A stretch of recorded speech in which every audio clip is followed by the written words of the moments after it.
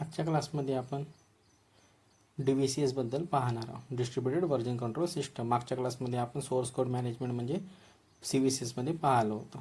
तर बघा, यानंतर मार्केटमध्ये जो आहे तो distributed control version control system आला आहे. यामध्ये जो पॉप्युलर आहे तो आहे गिट टूल.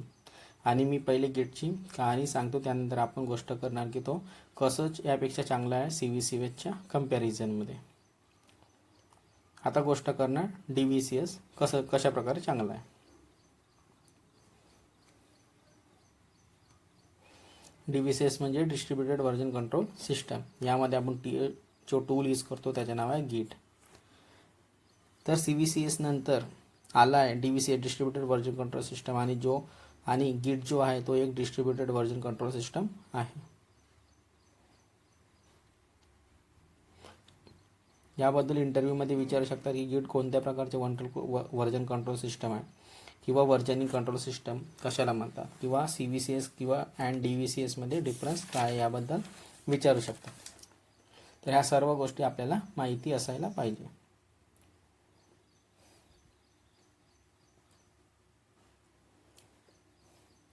तर बघा, गिट का बरं बनवलं आहे आणि गिट कोणी बनवलं आहे.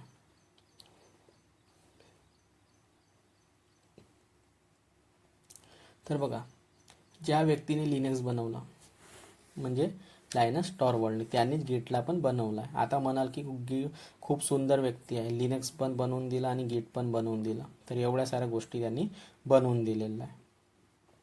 लायनस टॉरवल्ड नाव ऐकलं असेल, गुगलमध्ये सर्च केलं लायनस टॉरवल्ड तरी आपल्याला पूर्ण माहिती येऊन जाते. लिनक्स सर्च केलं तर लायनस टॉरवल्ड नाव येऊन जातं. आणि गिट पण बनवलं आहे आणि लिनक्स पण बनवलेलं आहे. केव्हा बनवलं होतं? गिटला 2005 मध्ये बनवलं होतं. आणि याच 2005 मध्ये पहिला व्हर्जन आलं होतं गिटचं.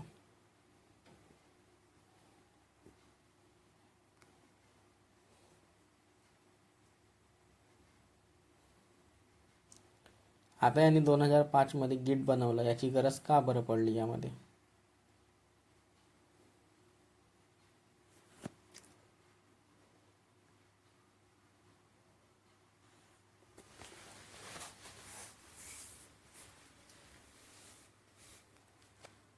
तर पहा, गिटचा जो व्हर्जन पहिला आला होता तो 2005 मध्ये आला होता. आता यांनी 2005 मध्ये गिटला बनवलं आणि याची गरज का बरं पडली याबद्दल आता पाहूया.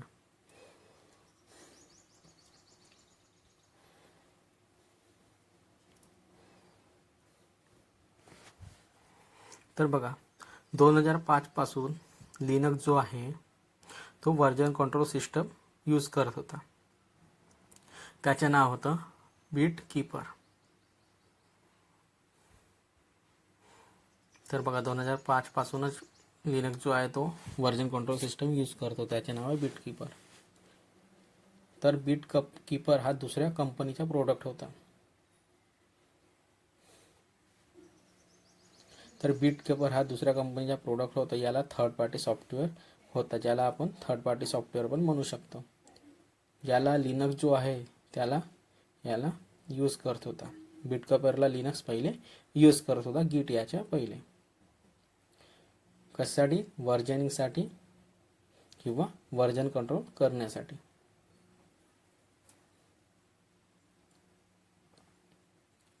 थर्ड पार्टी सॉफ्टवेअर आहे गिट. याच्या पहिले आपण बिट कीपर यामध्ये लिनक्स यूज करत होता. परंतु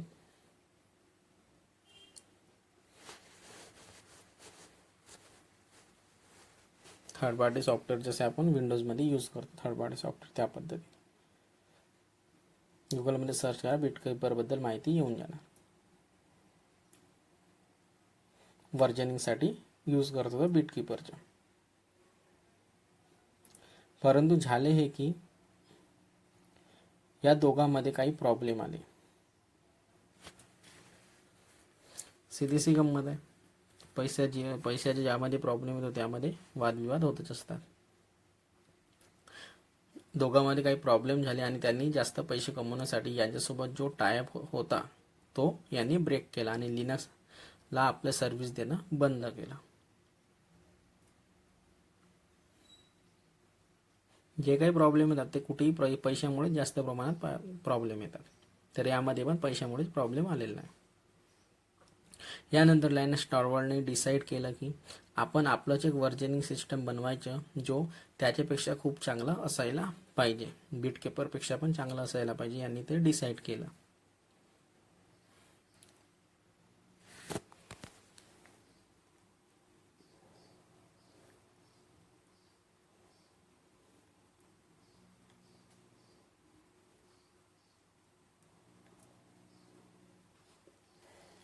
तर याच बीटकीपर मध्ये वादविवाद झाल्यामुळे यांनी ठरवलं की एक आपलं पण एक वर्जनिंग कंट्रोल सिस्टम असायला पाहिजे, तर याच्यापेक्षा पण चांगला असायला. त्यासाठी यांनी वर्जन कंट्रोल सिस्टम बनवायला चालू केलेलं आहे. यांनी त्यासाठी जो टूल यूज केला त्या टूलचे नाव आहे गिट. तर बघा, यांनी वर्जन कंट्रोल सिस्टम टूल बनवलं, त्याचे नाव आहे गिट. ॲक्च्युलीमध्ये हा लिनक्स कर्नलवरच काम करतो. तर जो गिट जो आहे तो लिनक्स कर्नलवरच काम करतो. स्पेशली लिनक्ससाठीच गिटला डिझाईन केलेलं आहे. कारण की लायनस टॉरवॉल्ड यांनी बनवलं तर तो लिनक्ससाठी, लिनक्स कर्नलवर काम करण्यासाठीच त्यांनी बनवलेलं होतं. आणि लिनक्स पूर्णपणे फ्री आहे. त्याचा सोर्स कोड आपण यूज करून आपण आपलं बनवू शकतो ऑपरेटिंग सिस्टम वगैरे.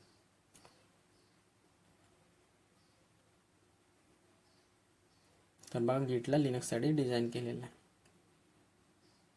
तर पाहाल तर गिटमध्ये खूप सारे जे फीचर्स आहेत ते खूप इझिली कम्पॅटेबल आहेत लिनक्स सोबत.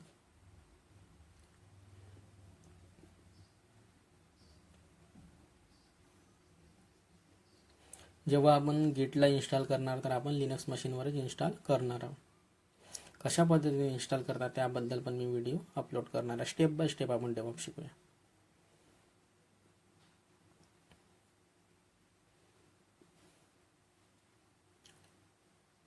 खूप इझिली कम्पॅटेबल आहे लिनक्स सोबत, कारण याला लायनस टॉरवॉल्डने बनवलेलं आहे. त्यांनीच लिनक्सला पण बनवलं आहे. तर दोन्हीमध्ये आपल्याला इझिली कम्पॅटेबिलिटी शो होतो किंवा होणार. यामध्ये काही इन्स्टॉल करताना काही प्रॉब्लेम येणार नाही लिनक्स मशीनवर.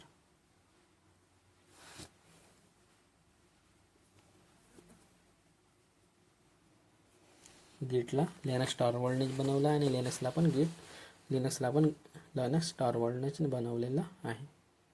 आणि लिनक्समध्ये गिटला इन्स्टॉल करताना काही इश्यू येणार नाही, कारण की कम्पॅटेबल आहे. दुसरं, गिट काय आहे? गिट इज अ सॉफ्टवेअर. एक सॉफ्टवेअर आहे, एक टूल आहे. याला आपण इंटरनेटमधून डाउनलोड करून आपल्या लॅपटॉप PC मध्ये यूज करू शकतो. गिट एक टूल आहे किंवा एक सॉफ्टवेअर आहे.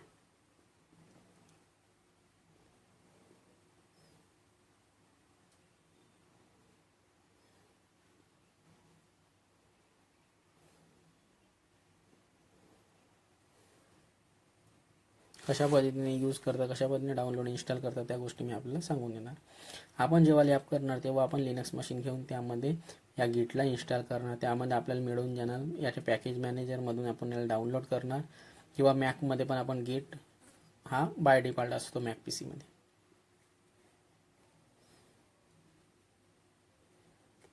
तर आपण पॅकेज मॅनेजरमधून डाउनलोड करून आपण त्याला गिटला इन्स्टॉल करणार लिनक्स मशीनवर. आणि मॅकमध्ये गिट जो आहे तो बाय डिफॉल्ट येतो.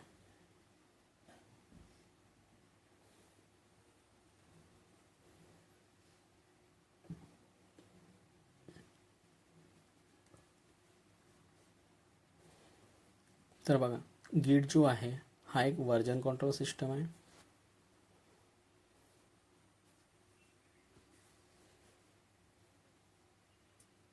ज्याला लायनस टॉरवॉल्डने डिझाईन केला आहे.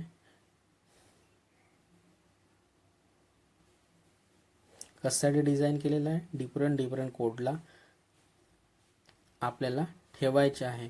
तर आपण कशा प्रकारे ठेवणार त्यासाठी गिटला डिझाईन केलेला आहे. डिफरंट व्हर्जनला ठेवण्यासाठी गिटला डिझाईन केलेला आहे, असं पण आपण म्हणू शकतो.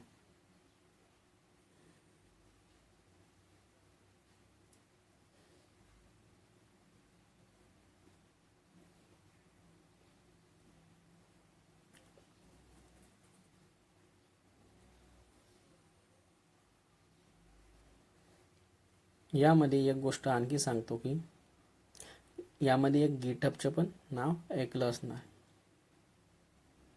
गिट आणि गिटहब हे सेमच आहे, एक प्रकारे आपण म्हणू शकतो.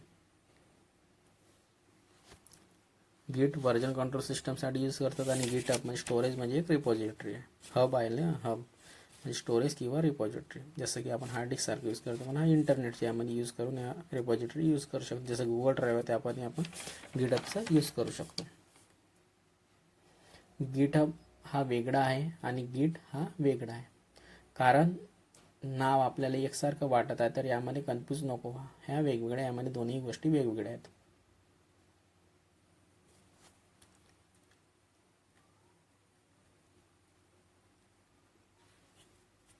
गिटहब एक रेपॉझिटरी आहे. कारण गिटहब रेपॉझिटरी लेवलवर काम करतो, म्हणजे रिमोट सर्व्हरवर काम करतो. इंटरनेटच्या माध्यमातून ॲक्सेस करून आपण त्याचा यूज करतो. आणि गिट जो आहे तो वर्किंग स्पेस म्हणजे व्हर्जन कंट्रोल सिस्टमवर काम करतो. लोकल रेपो पर वर्किंग स्पेस या दोन्ही लेवलवर गिट काम करतो.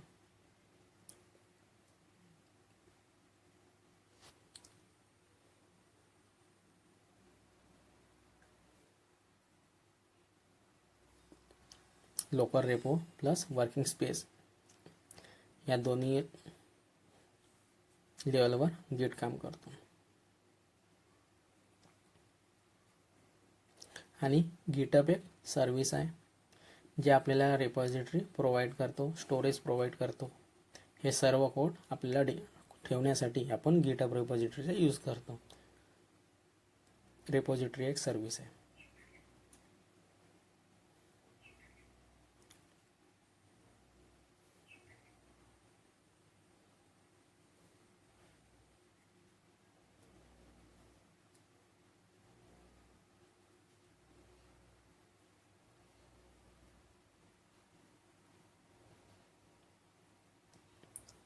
गिटचे कॉन्सेप्ट आपल्या लोकल मशीनवर आहे. आपण जे पण लोकल मशीनवर काम आहे ते गिटच्या हेल्पनी लोकल मशीनवर मॅनेज करतो, आपल्या डिफरंट व्हर्जनला मॅनेज करण्यासाठी.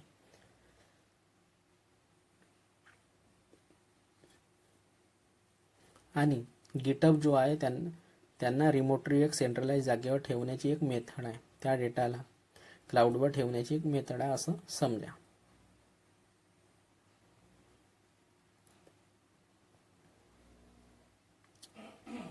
रिमोटली एक सेंट्रलाइज जागेवर ठेवण्याची एक मेथड आहे. त्या डेटाला क्लाउडवर ठेवण्याची एक मेथड आहे असं समजा.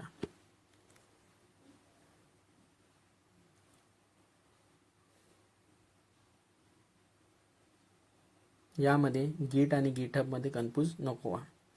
मी फक्त गिटची गोष्ट करत आहे.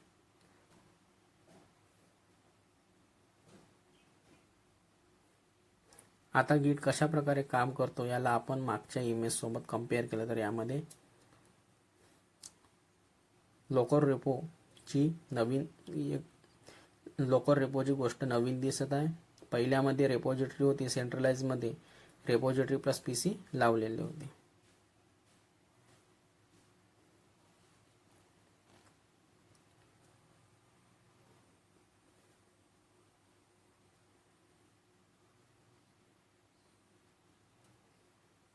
तर बघा गिट कशा प्रकारे काम करतो याला आपण मागच्या इमेज सोबत कम्पेअर केलं तर यामध्ये लोकल रेपोची गोष्ट नवीन दिसत आहे. पहिल्या रेपॉझिटरी होती, पहिल्यामध्ये सेंट्रलाइजमध्ये रेपॉझिटरी प्लस PC त्यामध्ये लावलेली होती.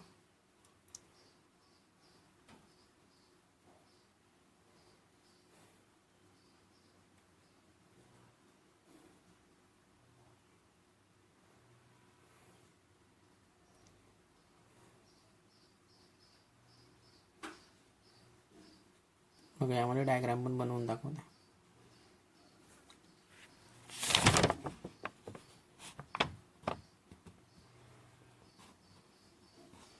मी पूर्ण कॉन्सेप्ट पूर्णपणे क्लिअर करून देणार आहे.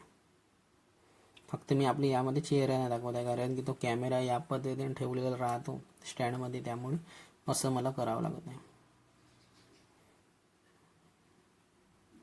कारण की त्या पद्धतीने माझ्याकडे सुविधा पण नाही तशा. त्या पद्धतीने जसं कोणाकडे रूम असतात तशा पद्धतीने नाही आहे माझ्याकडे.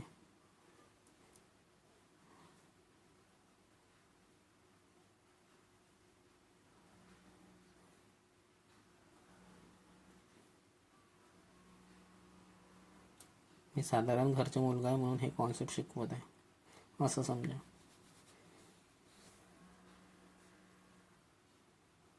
तर बघा आता यामध्ये काय झालं की रेपोजिटरी स्टोरेज सोबत यामध्ये लोकल स्टोरेज पण आहे. रेपो म्हणजे रेपोजिटरी आहे, त्याची शॉर्ट फॉर्म आहे रेपो. रेपोला एका फोल्डरनी आपण समजू शकतो, रेपोला फोल्डर म्हणू शकतो. म्हणजे जो कोड आपण रेपोजिटरीमध्ये अपलोड करत आहे, बघा यामध्ये डायग्राम पूर्णपणे बनवून देतो आणि त्यानंतर सांगतो.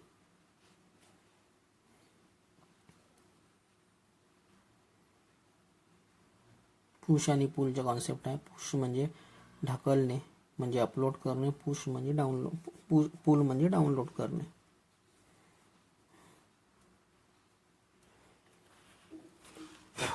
यामध्ये पूर्ण डायग्राम काढून देते, त्यानंतर मी कॉन्सेप्टला समजून सांगतो.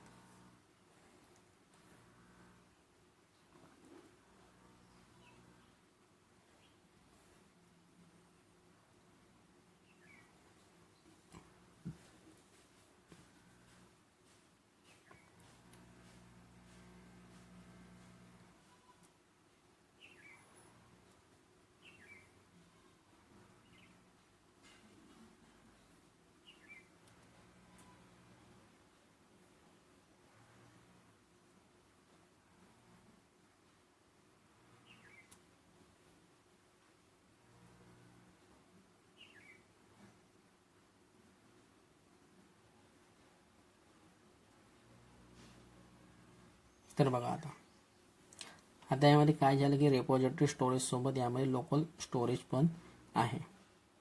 रेपो म्हणजे रेपोजिटरीज आहे, याची शॉर्ट फॉर्म आहे रेपो.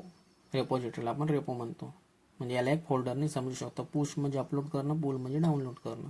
म्हणजे जो कोड आपण रेपोजिटरीमध्ये अपलोड करतो तो आपल्याला पहिली लोकल रेपोमध्ये ठेवावं लागणार, त्यानंतर आपण त्याला रेपोजिटरीमध्ये ठेवणार. याच्याने काय होणार की आपली एक कॉपी रेपोजिटरीमध्ये राहणार आणि एक कॉपी लोकल रेपोमध्ये राहणार. लोकल रेपो हा पीसीचा एक भाग आहे. कम्प्युटरमध्ये हार्ड डिस्क आहे, त्यामध्येच आपले फोल्डर राहते रेपोजिटरीच्या नावाने .git नावाने. त्याच्या आतमध्ये आपला एक डेटा स्टोअर राहतो .git नावाने.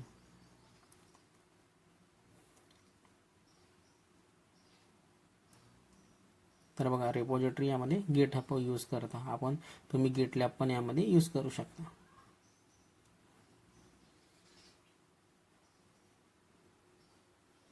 रेपोजिटरीला शॉर्ट फॉर्म मध्ये रेपो पण म्हणतात, म्हणजे एक फोल्डर समजा.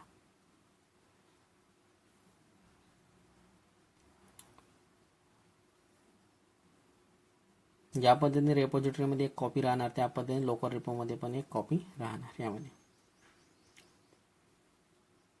रेपो लोकल रेपोमध्ये काम करणार आणि त्याच कॉपीला आपण रेपोजिटरीमध्ये पुश करून घेणार. याच्या कमांड असतात गिटमध्ये, पुश पुलच्या कमांड असतात.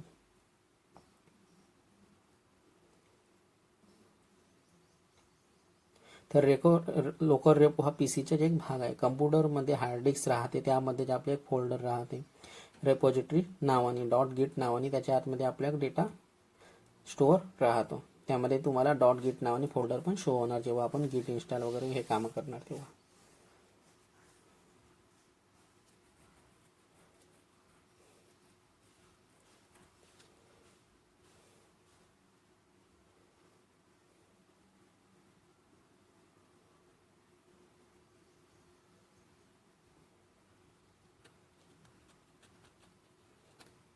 ज्या पद्धतीने आपण हार्ड डिस्कमध्ये डेटा स्टोअर करतो त्यामध्ये हा सेम कॉन्सेप्ट आहे.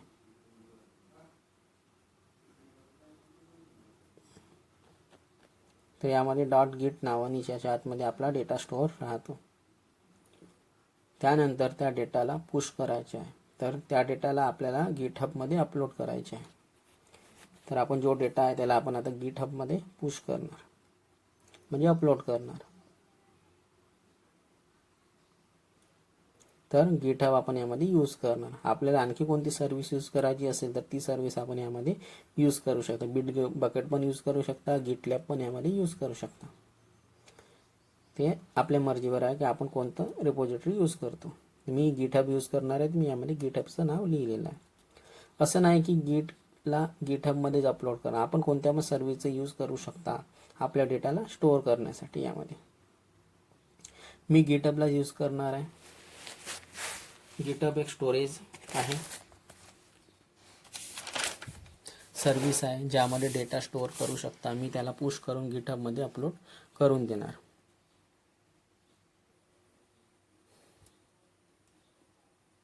तर याचा फायदा हा आहे की आता मी डिस्ट्रीब्युटेड व्हर्जन कंट्रोलला समजवण्यासाठी यामध्ये आपल्याला आता प्रयत्न करतो.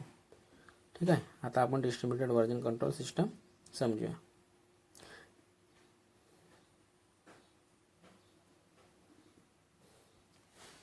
आता यामध्ये पण हेच व्यक्ती आहे जे वेगवेगळ्या प्रोजेक्टवर काम करतात. आता सपोज आपण एक प्रोग्राम बनवण्यास स्टार्ट केला आणि तो प्रोग्राम यामध्ये रेडी झाला. थोडं डायग्राममध्ये किचकट होत आहे तरी समजून घ्या तुम्ही थोडं. दुसऱ्या दिवशी आपण आणखी आलो आणि त्या प्रोग्राममध्ये थोडं प्रोग्राम आणखी ॲड केला. आता एवढा प्रोग्राम ॲड झालेला आहे, त्याच कोडमध्ये आपण ॲड केलेला आहे.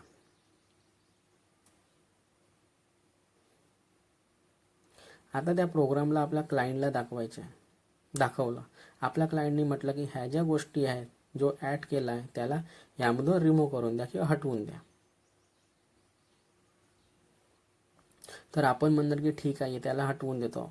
आता आपण व्हर्जनिंग यूज नाही करत असतो तर आपल्याला त्या कोडला रिमूव्ह करावं लागलं असतं. परंतु व्हर्जनिंग यूज करत आहोत तर आपल्या जवळ कालचंच व्हर्जन म्हणजे जो कोड आहे तो आपल्याजवळ अवेलेबल आहे आणि आजचं कोड वेगळं ठेवलं असणार. तर आपण कालच्या व्हर्जनला उचलून आणि त्यामध्ये काम करून स्टार्ट करून देणार. तर या पद्धतीने डिस्ट्रीब्युटेड व्हर्जन कंट्रोलचा फायदा आहे. तर आता यामध्ये काय होत आहे की हा जो कॉन्सेप्ट आहे PC1 हा व्यक्ती आपलं कोडवर काम करत आहे. PC2 आणि PC3 आपापल्या कोडवर यामध्ये काम करत आहे.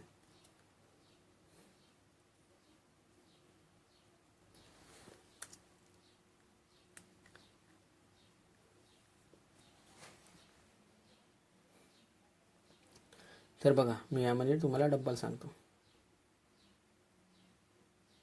तर बघा आता ह्यामध्ये हेच व्यक्ती आहे जे वेगवेगळ्या प्रोजेक्टवर काम करतात. कारण की ते डायग्राम किचकट झाली त्यामुळे मी यामध्ये सांगेन काम करतात. आता सपोज आपलं एक प्रोग्राम बनवणं स्टार्ट केला आणि त्या प्रोग्राम यामध्ये रेडी झालेला आहे.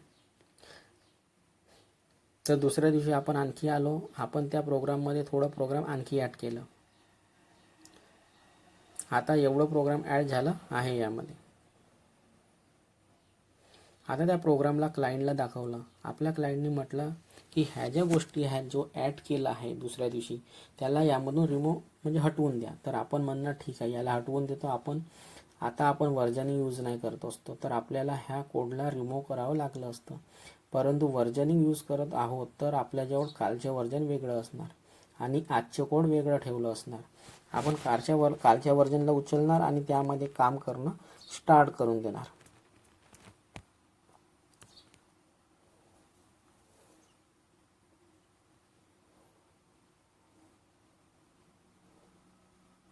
तर यामध्ये आपण व्हर्जनिंग यूज नाही करत असतो तर आपल्याला तो कोड रिमूव्ह करावं लागलं असतं. परंतु आता आपल्याजवळ व्हर्जनिंग असल्यामुळे आपण त्याच्या पहिल्या दिवशीचा कोड उचलणार आणि त्यामध्ये काम करायला स्टार्ट करणार. त्या पद्धतीने आपण डिस्ट्रीब्युटेड व्हर्जन कंट्रोलचा यूज करू शकतो. यामुळे खूप फायदा आहे. टाईम वेस्ट पण नाही झाला आणि आपलं काम पण होत आहे. तर आता यामध्ये काय होत आहे की हा जो कॉन्सेप्ट आहे PC1 हा व्यक्ती आपल्या कोडवर काम करत आहे. PC2 PC3 आपापल्या कोडवर यामध्ये काम करत आहे. तर यामध्ये जे डिसएडव्हान्टेजेस आहेत सेंट्रलाइजमध्ये जे होते की आपल्याला इंटरनेटसोबत कनेक्ट ठेवावं लागत होतं त्या कोडला अपडेट करण्यासाठी, कोडला घ्यायसाठी, पाहायसाठी. यामध्ये आपल्याला डिपेंडन्सी यामध्ये संपलेली आहे. तर बघा यामध्ये डेफिनेशन लिहून देत आहे. In distributed version system every contributor has a local copy or clone of the main repository. That is, everyone maintains a local repository of their own which contain all the files and metadata present in main repository. तर बघा की आपल्याला internet सोबत सर्व connected ठेवावं लागत होतं पहिलेच्या याच्यामध्ये कोडला अपडेट करण्यासाठी, कोडला घ्यायसाठी, पाहायसाठी. यामध्ये आपल्याला सर्व यामध्ये आता डिपेंडन्सी संपलेली आहे. का बरं संपली आहे? कारण आपण जे पण काम करणार तर ते आपल्या हार्ड डिस्कमध्येच करणार. आपल्या रेपॉझिटरीमध्ये काहीही नाही करत आहोत. यामध्ये जेव्हा आपलं मन करणार तेव्हा आपण त्या रेपॉझिटरीमध्ये त्या कोडला अपलोड करून देणार.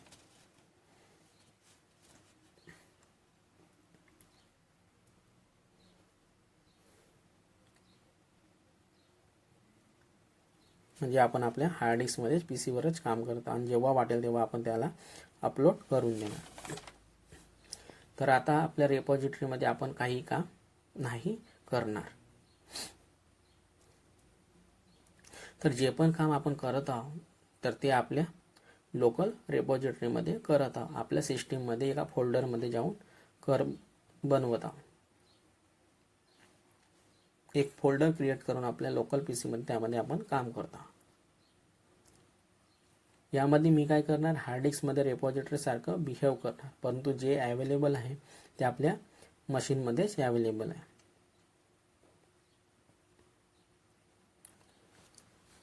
आपल्या मशीनमध्ये फोल्डर बनवून आपण यामध्ये काम करणार. तर यामुळे काय होणार की काम फास्ट होणार, कारण आपण आपल्या लोकल मशीनला ॲक्सेस यामध्ये करत आहोत.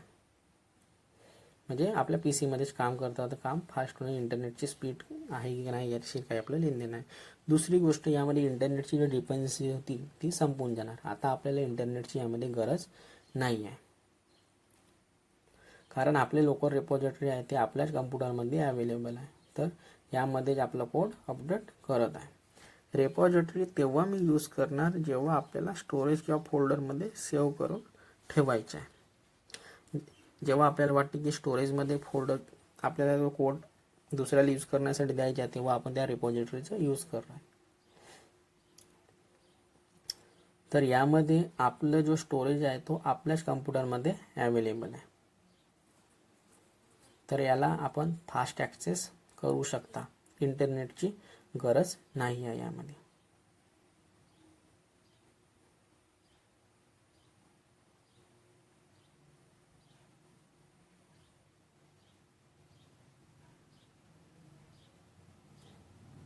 कारण यामध्ये जो स्टोरेज आहे तो आपल्याच कम्प्युटरमध्ये अवेलेबल आहे. तर आपण याला फास्ट ॲक्सेस करणार, कारण यामध्ये इंटरनेटची गरज संपलेली आहे, म्हणजे गरज नाही आहे यामध्ये. सर्वात मोठी गोष्ट ही की रेपॉझिटरी डाऊन पण होऊन गेली तरी आपल्याला यामध्ये टेन्शन नाही आहे, कारण सर्वांजवळ आपली एक पर्सनल रेपॉझिटरी आहे. रेपॉझिटरी म्हणजे आपलं पर्सनल एक फोल्डर, ज्यामध्ये यांनी जेवढं काम केलं आहे तो सर्व यामध्ये अवेलेबल आहे. जसं आपल्या फोल्डरमध्ये कम्प्युटरमध्ये विंडोजच्या पीसीमध्ये फोल्डरमध्ये डेटा ठेवतो त्या पद्धतीचे यामध्ये कॉन्सेप्ट आहे.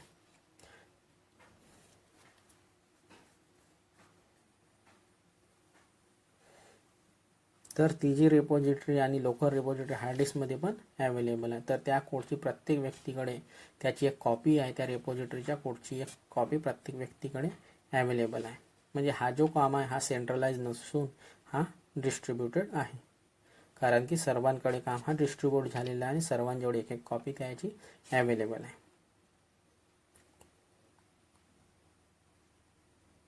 म्हणजे हा काम सेंट्रलाइज नसून हा काय डिस्ट्रीब्युटेड आहे. तर आता सेंट्रलाइज आणि डिस्ट्रीब्युटेड मधला फरक आपल्याला समजला असणार. आता डिस्ट्रीब्युटेडच्या मिनिंग काय ह्या गोष्टी आता आपण समजून घेऊया.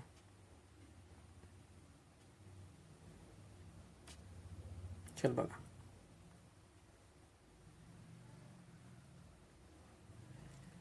डिस्ट्रीब्युटेडचे मिनिंग काय आहे. आपल्या कोडची जे कॉपी आहे ते एक जागी नसून मल्टिपल जागेवर डिस्ट्रीब्युटेड आहे.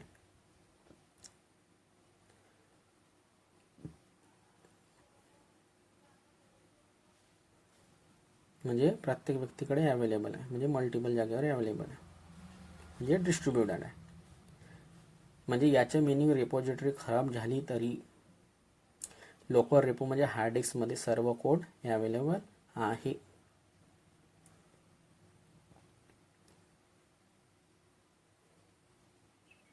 जेवढे पण अपडेटेड कोड असणार जेवढ्या पण ब्रँचेसच्या तो प्रत्येक व्यक्तीकडे अवेलेबल आहे.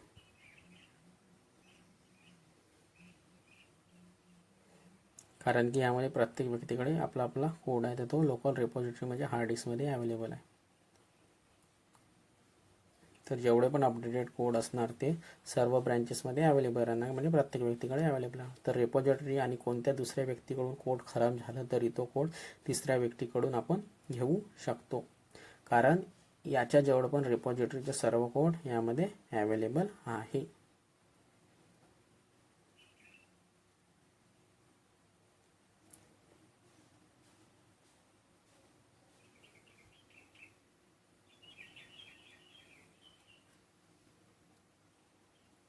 तर आपला जो डेटा आहे तो एक जागी नसून मल्टिपल जागेवर अवेलेबल आहे. यासाठी ज्याचा बेनिफिट हा आहे की एक कॉपी खराब झाली तरी दुसऱ्या जागेवरून त्या कॉपीला आपण रिट्राईव्ह करू शकता. हा याचं खूप मोठं बेनिफिट आहे.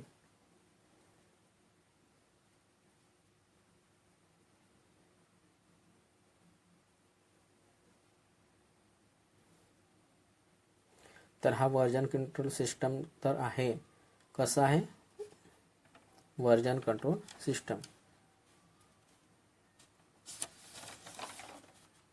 आपण याच्या लहानपेक्षा लहान कोडमध्ये काही चेंज पण करणार, तो पण सर्वांना लवकर रेपोमध्ये माहिती होऊन जाणार. हा या पद्धतीचा व्हर्जन कंट्रोल सिस्टम आहे.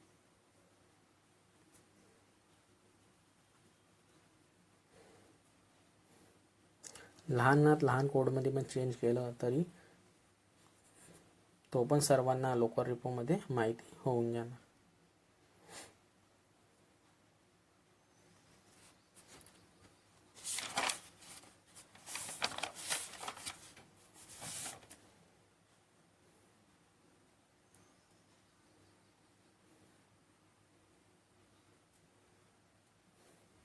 तर बघा, यामध्ये असं नाही आहे की आपण एक मोठा कोड लिहिलं आणि त्या कोडमध्ये आपण काही चेंजेस करून दिलं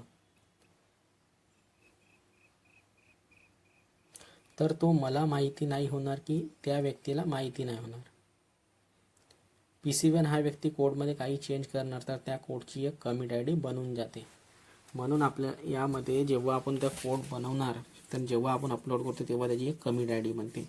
तर त्याच्यामुळे कोणी यामध्ये कोणत्या गोष्टी लपवू नाही शकणार. कोणती पण गोष्ट कोडमध्ये काही थोडंसं बी चेंज केलं तर ते माहिती होऊन जाते. यामध्ये एक कमिट ID बनून जाते. कमिट ID कशी राहते मी त्या प्रॅक्टिकलमध्ये ह्या गोष्टी समजून सांगून देणार. जसं मी कोडला त्याला अपलोड करून दिलं रेपॉझिटरीमध्ये, त्याची एक कमिट ID बनणार. नाव आणि ईमेल ID सकट आपल्या त्या गोष्टी माहिती होणार की या व्यक्तीने यामध्ये या कोडला अपलोड केलेला आहे किंवा या कोडमध्ये छेडछाड किंवा चेंजेस केले आहेत, ह्या गोष्टी माहिती होऊन जाणार त्याला. यामध्येच यासाठी गिटमध्ये नेम आणि ईमेल ID क्रिएट केले जातात जेव्हा ज्यामध्ये गिट इन्स्टॉल करतो तेव्हा. तर त्यामध्ये कमिट ID बनून जाते. तर त्यामुळे ह्या माहिती होऊन जाते की कोण काय चेंज केलं आहे. तर याबद्दल आपण डिस्कस करणार नंतर जेव्हा प्रॅक्टिकल करणार, त्यामध्ये तुम्हाला कमिट ID वगैरे दाखवून देणार. थोडंसं बी चेंज केलं तरी त्यामुळे गोष्टी माहिती होतात. कोणत्या व्यक्तीने काय चेंज केलं ह्या गोष्टी माहिती होती. यामुळे हे माहिती होती की या कोडमध्ये कोणत्या व्यक्तीने काय चेंज केलं आहे आणि केव्हा केला. यामुळे आपल्याला माहिती मिळून जाते की या कोडसोबत काही छेडछाणी केली आहे काय, कोणत्या व्यक्तीने ते आपल्याला ह्या गोष्टी यामध्ये माहिती होऊन जाते. आपण त्याला नाही लपवू ठेवू शकत, यामध्ये ह्या गोष्टी लपवून नाही ठेवू शकत. तर काही चेंजेस केलं तर त्या गोष्टी ज्या पूर्ण त्या टीमला माहिती होऊन जातात की या व्यक्तीने असं असं छेडछाड केलेली आहे. एवढं सिक्युअर राहतो. तर हा एक व्हर्जन कंट्रोल सिस्टम आहे. याच्या मिनिंग आहे जेवढे पण व्हर्जन आहे त्या कोडचे आपल्या प्रोग्रामचे त्यांना आपण एका जागी ठेवू शकता. यासाठी आपण यामध्ये गिटचं यूज करतो.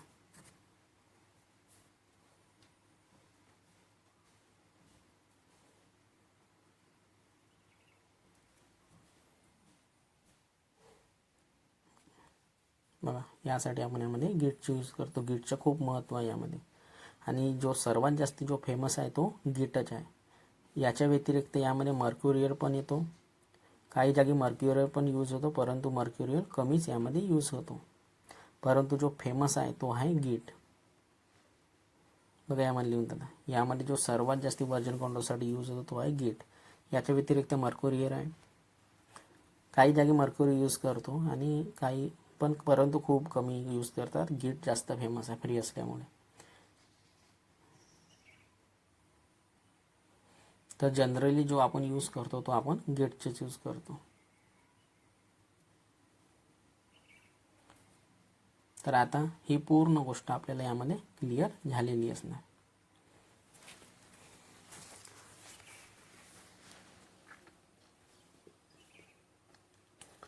तर बघा, तर ही लोकर रेपो काय आहे, तर आपल्या कम्प्युटरमध्ये असलेले एक फोल्डर आहे ज्याच्या आतमध्ये आपण सर्व काम करत असतो. आपण जेव्हा आपलं पूर्ण काम करणार कोड लिहून, तेव्हा आपण त्याला कमिट करून देणार. तर त्या कमिट करणार तर त्याची कमिट आय डी पण बनून जाते. कमिट करण्याची मिनिंग आहे, मी आपल्या कोडला लोकर रेपो आहे यामध्ये सेव्ह करून ठेवला आहे. कुठे सेव्ह करून ठेवला आहे, लोकर रेपोमध्ये किंवा आपल्या फोल्डरमध्ये मी त्या कामाला सेव्ह करून ठेवलेला आहे. जेव्हा आपण नेक्स्ट दिवशी येणार तेव्हा त्याच कोडला आपण त्यामध्ये अपडेट करून देणार.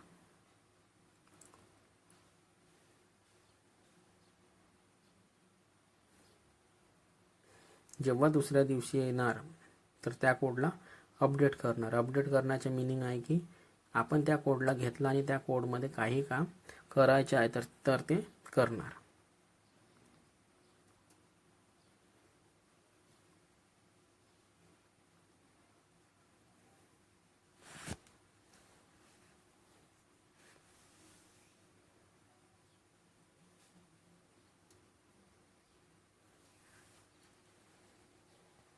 कोडमध्ये अपडेट करणे म्हणजे चेंजेस करणे, त्याला आपण अपडेट म्हणतो.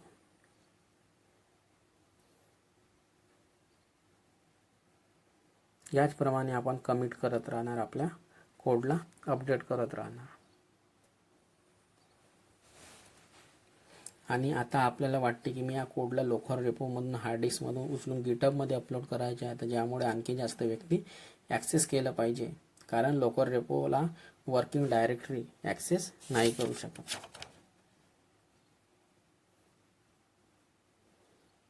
आता आपल्याला गिटहबमध्ये अपलोड करायचे आहे, तर त्याला आपण अपलोड करून देणार. कारण लोकर रेपोला वर्किंग डायरेक्टरी म्हणजे वर्कस्पेस ॲक्सेस नाही करू शकत. माझ्या लोकर रेपोमध्ये काय आहे, त्याला PC टू वर्किंग स्पेस यामध्ये नाही पाहू शकत. कसं पाहणार ऑफलाईन? तो व्यक्ती, दुसरा PC वाला व्यक्ती पुणेवरून नागपूरला तर येऊ नाही शकणार पाहायसाठी.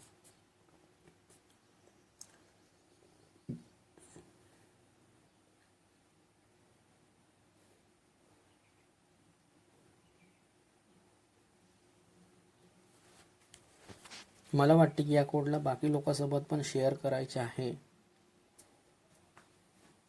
तर बघा, लोकर रेपोमध्ये काय आहे, PC टू वर्किंग स्पेसला नाही पाहिजे.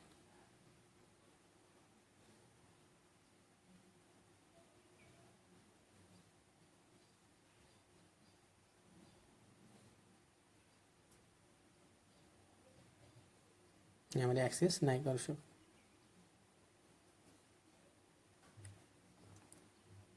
बघा, माझ्या लोकर रेपोमध्ये काय आहे, याला PC टू किंवा वर्किंग स्पेस यामध्ये नाही पाहू शकत.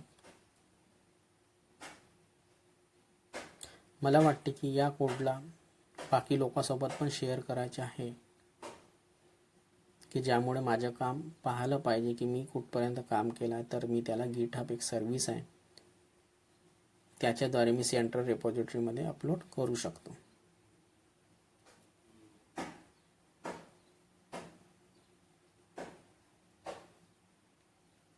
आणि त्या रेपॉझिटरीमधून मग जे बाकीचे लोक आहेत ते त्या कोडला त्यामधून उचलू शकतात किंवा पुल करू शकतात किंवा डाउनलोड करून ते पाहू शकतात की मी यामध्ये काय चेंजेस केले आहे.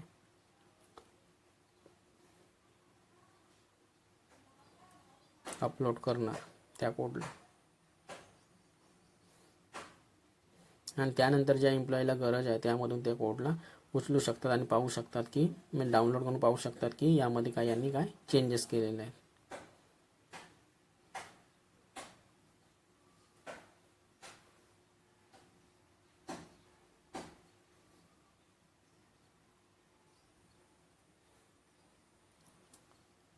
तर याला माहिती होऊन जाणार की की तर तो याला रिट्राईव्ह करू शकतो आणि त्यामध्ये त्यानंतर तो त्यामध्ये काही चेंजेस करून त्यामध्ये तो पुश पण करू शकतो. पुश करून त्या कोडला तो मागवू शकतो. त्या कोडला पाहणार आणि त्यामध्ये आपलं काम आहे तो ॲड ऑन करणार. आपलं काम स्टार्ट करणार, म्हणजे त्या कोडला डाउनलोड करून त्यामध्ये काम करणार आणि त्यानंतर तो जब काम झाल्यानंतर त्या कोडला पुश करून देणार. तर याप्रमाणे हा पूर्ण डिस्ट्रीब्युटेड वर्जन सिस्टम काम करतो.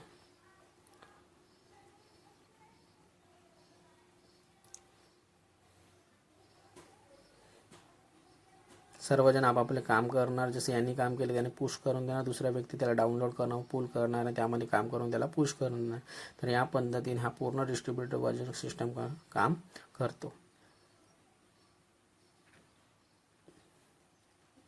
तर बघा, म्हणजे प्रत्येक कॉन्ट्रीब्युटर आहे, प्रत्येक व्यक्ती आहे, त्याच्याजवळ एक क्लोन म्हणजे एक्झॅक्ट कॉपी असणार.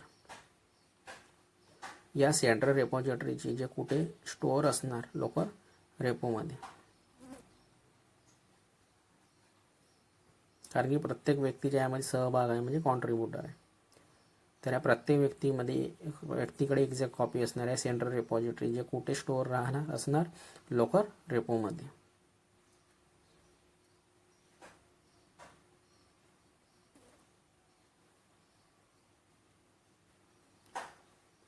लोकल रेपो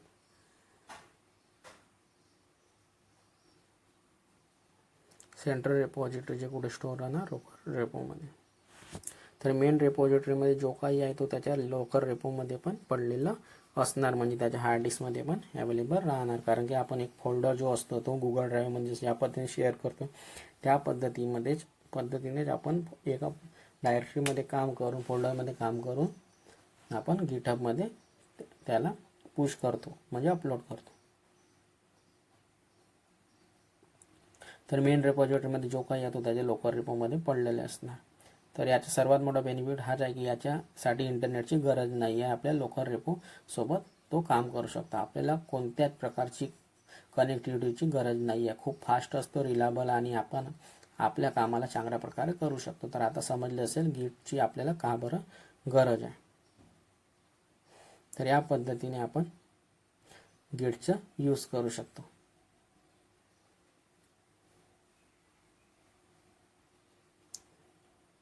तर आता आपल्याला पूर्ण डिस्ट्रीब्युटेड वर्जन कंट्रोल सिस्टम पूर्णपणे समजलं असणार, आणि गिटचं खूप का बरं महत्त्वाचे टूल आहे ह्या गोष्टी आता आपल्याला समजलं असणार पूर्णपणे.